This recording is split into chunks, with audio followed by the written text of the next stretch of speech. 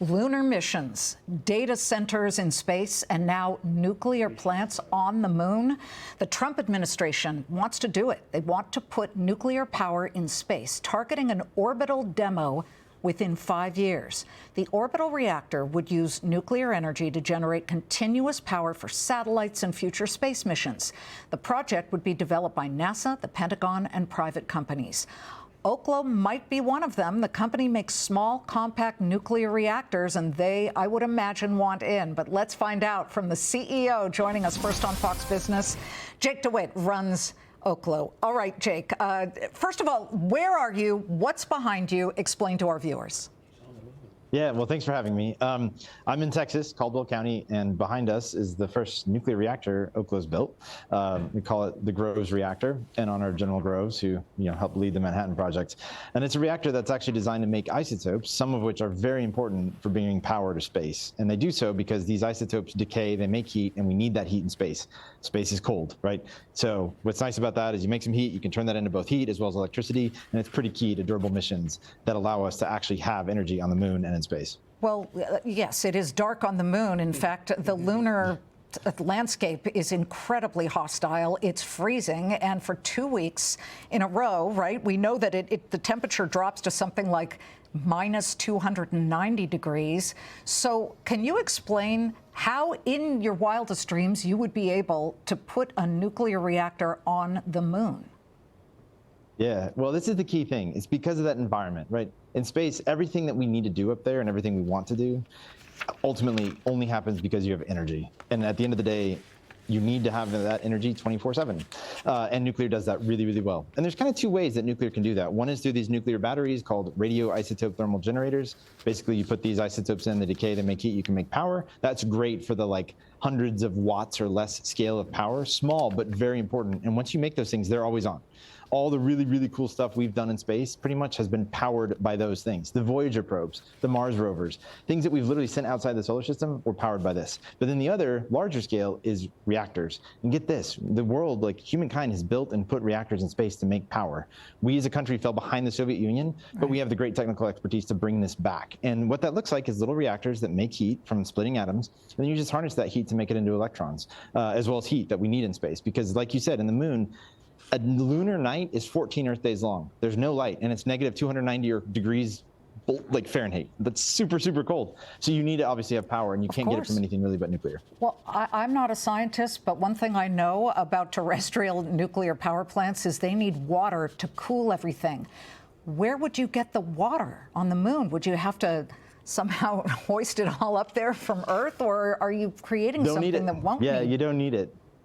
Yeah, that's what's kind of cool. So actually, even our power plants, it's interesting. It's so cold, but you really can't transfer the heat because it's a vacuum. So what you do is you just radiate it off because it is cold, but you don't need water. So you just reject the heat without water. In fact, these next generation of terrestrial power plants, including what we're building in Idaho, don't need water either, right? We can take advantage of these next generation systems that reject heat naturally, either to air or in space, they black body radiate off. Think about a radiator, but without fans. You just let it kind of radiate it out to space. So that actually works.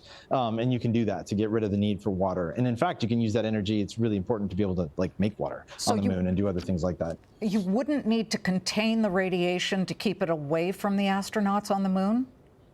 You will. You definitely will. But the thing is in space, and that's a challenge you have to solve for. Now, again, there's kind of two things. There's the reactor part. There's these little nuclear batteries. Those ones are a lot easier to manage and shield. And those are really important to be that kind of always-on power source. And then the reactors are there for that always-on power source, but you have to take offline once in a while to service. Those radioisotope generators, you really don't need to do that with them. But those reactors on the moon, yeah, you got to shield the radiation for sure. And that's manageable through a number of different solutions. But the key thing is you got to have power in that kind of abundance that's there 24/7 in a multimodal fashion, isotope generators as well as reactors, to provide a truly energy dominant platform in space, which is critical to anything we want to do meaningfully up there. We got to go up to the moon, we got to stay, and to do that you got to have power so we can stay. I'm looking at the president's executive order. He wants to see nuclear reactors in orbit by 2028 and then on the lunar surface by 2030. Since this directive came out, your stock has surged rather dramatically, up about 18% over the last week. But if I could, Jake, let me ask you a blunt question that any serious person watching would ask. Is this real physics and real engineering on a real timeline, or is it a presidential directive that is very bold but somehow peters out by, I don't know, 2029 when the term is up?